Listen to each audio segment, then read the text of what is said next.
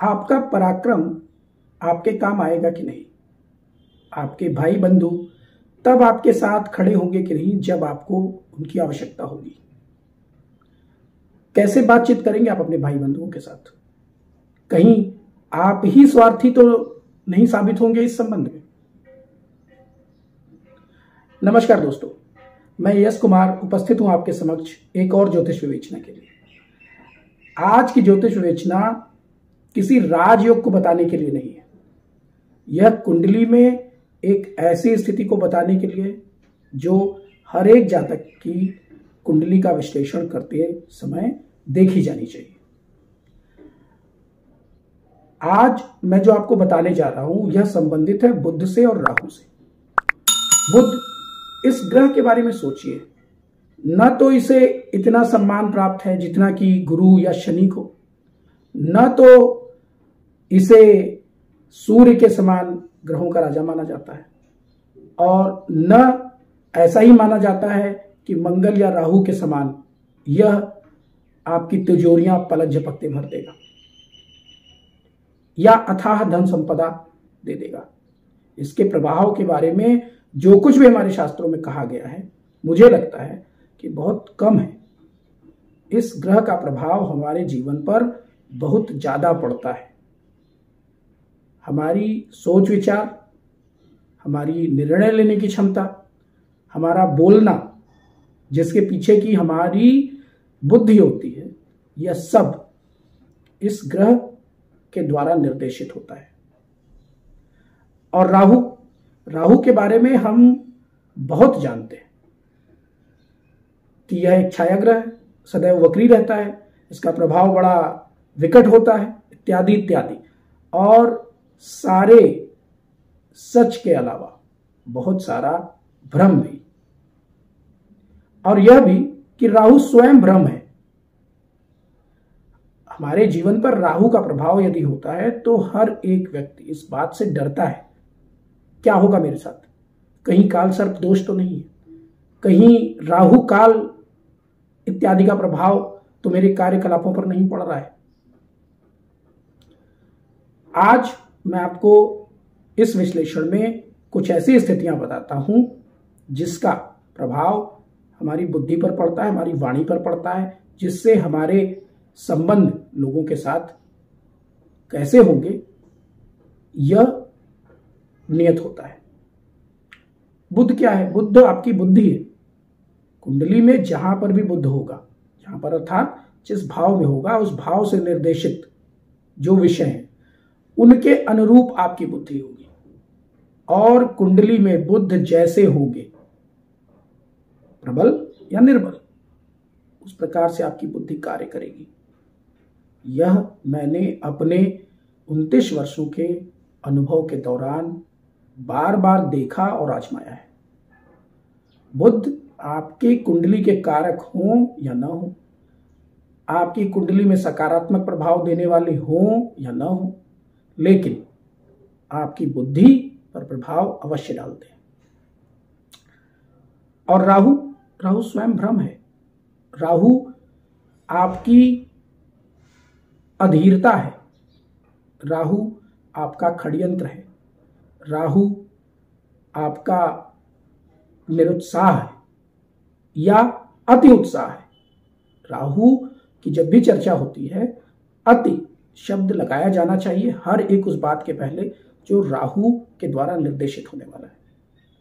अब मैं किसी एक विशेष लग्न की कुंडली की बात नहीं कर रहा हूं। हम किसी भी जातक की कुंडली का जब विश्लेषण कर रहे हो तो हमें यह देखना चाहिए कि बुध कहां है और बुध से राहु कहां बैठे हुए हैं। बुध से राहु का मतलब, इसको सरल भाषा में समझने के लिए, जहां बुध बैठे हो वहां से आप गिनना शुरू कीजिए। तो राहु या तो 7 हो सकते हैं, द्वितीय भाव में हो सकते हैं, तृतीय, चतुर्थ, पंचम, षष्ठम, सप्तम, या इसी प्रकार द्वादश पर्यंत किसी भी भाव में हो सकते हैं, जबकि बुध से हम गिनना शुरू कर रहे हैं। तो कुछ विशेष परिस्थितियों को छोड़कर यह स्थिति अच्छा फल देती है। कब? जबकि बुध कारक हो, मित्र ग्रही हो, अंश बल से मजबूत हो, पाप प्रभावों में न हो, और यदि जातक के लिए कारक या सकारात्मक प्रभाव देने वाले ग्रह हुए, जैसे लग्नेश, भाग्येश इत्यादि, योग कारक इत्यादि, तब यह चर्चा आपके ज्योतिष के ज्ञान में 4 चांद लगा सकती है। चलिए पहले भाव की चर्चा करते हैं। यदि बुध और राहु साथ बैठ जाएं तो बड़ी आसानी के साथ आप ऐसा कह सकते हैं कि यह व्यक्ति बहरूपिया होगा। यह बुद्धि बल के मामले में किसी को भी पीछे छोड़ने की सामर्थ्य रहेगी ऐसे व्यक्ति के पास, जब दोनों ग्रह बली हो। और आपराधिक प्रवृत्ति में बदल जाएगी उसकी यह सामर्थ्य जब राहु अपने बुरे प्रभाव दे रहे होंगे कुंडली में, या बुध राहु के दुष्प्रभाव को झेल नहीं पाएंगे, अर्थात निर्बल होंगे, अकारक होंगे कुंडली में। ऐसे व्यक्ति ठगी में माहिर होते हैं, ऐसे व्यक्ति लोगों को धोखा देने में माहिर होते हैं, ऐसे व्यक्ति रूप बदलने में माहिर होते हैं, ऐसे व्यक्ति अपनी कही हुई बातों से फिर जाने में माहिर होते हैं। उनकी बुद्धि स्वार्थ की तरफ ले जाती है उन्हें।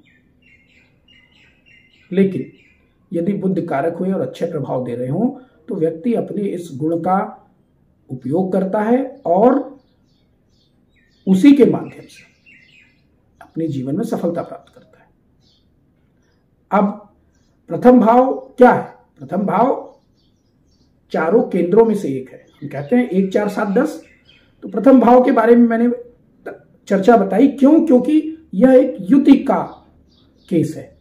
लेकिन यदि राहु चतुर्थ, सप्तम या दशम में भी बैठे हों बुध से, तब भी यह इस प्रकार के ही प्रभाव देते हैं, थोड़ा कम। अर्थात व्यक्ति वाक्पटु होगा, उसकी बुद्धि चातुर्य की श्रेणी में आएगी और निर्णय लेने में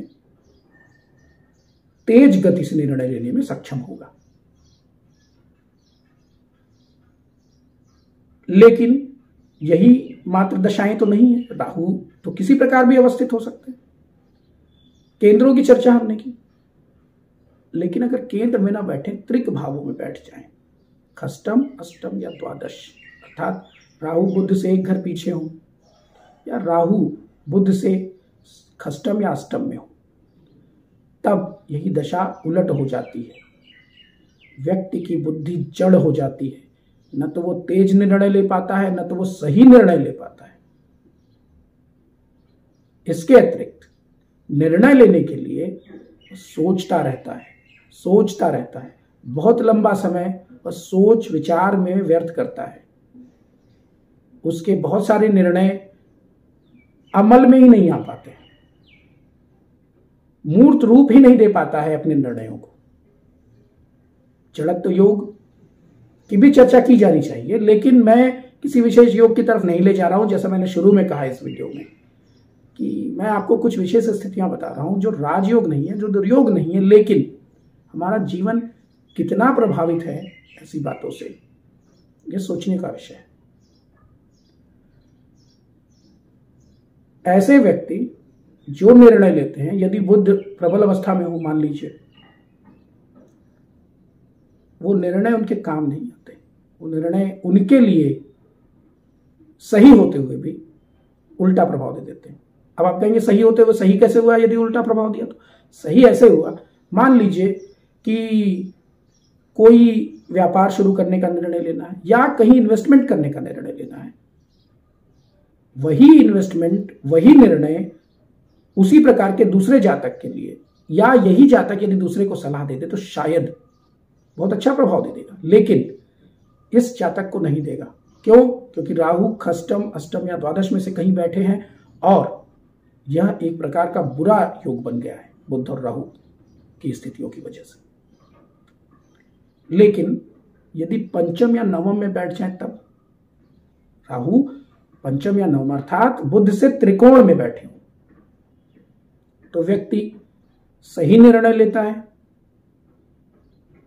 बड़े निर्णय लेता है, अपने जीवन को सफल बनाता है, अन्य लोगों को भी सलाह देने की योग्यता रखता है, लोग उसके इस गुण को पहचानते भी हैं और उसे सम्मान भी देते हैं इसके लिए। इतना ही नहीं, पूर्वानुमान की शक्ति आ जाती है ऐसे व्यक्ति में, पूर्वाभास हुआ करते हैं उसे, खासकर अपने से संबंधित मामलों में।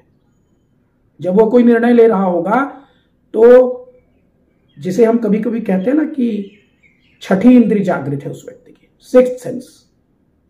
राहु यदि पंचम या नवम में बैठे हो, बुध से बुद्ध कारक हो, मजबूत हो, और अगर सकारात्मक प्रभाव दे रहे हो कुंडली में इस जातक को, तब तो कहना ही क्या। इसके अतिरिक्त द्वितीय या एकादश भाव की चर्चा भी की जानी चाहिए। द्वितीय या एकादश भाव धन भाव है और लाभ भाव है, और यदि आपको याद हो जब हम काम त्रिकोण की चर्चा करते हैं तो द्वितीय, अष्टम और एकादश को मिलाकर काम त्रिकोण बनता है, जो व्यक्ति की लालसा को निर्धारित करता है। जो लालसा भी किस चीज की? द्रव्य की, मुद्रा की, धन की। व्यक्ति प्रबल काम त्रिकोण होने की दशा में धन से संबंधित बातें ही सोचा करता है, धन से संबंधित बातें ही किया करता है, धन के पीछे ही लगा रहता है। जब भी कोई कार्य करने जाता है यह सोचता है कि इसमें मुझे धन लाभ होगा कि नहीं होगा, होगा तो कितना होगा। दूसरे अन्य बड़े लाभों से कभी कभी वंचित भी रह जाता है वह इस चक्कर में। काम त्रिकोण का मजबूत होना खराब नहीं होता, अच्छा होता है, लेकिन कभी कभी उसके कुछ साइड इफेक्ट इस प्रकार के होते हैं।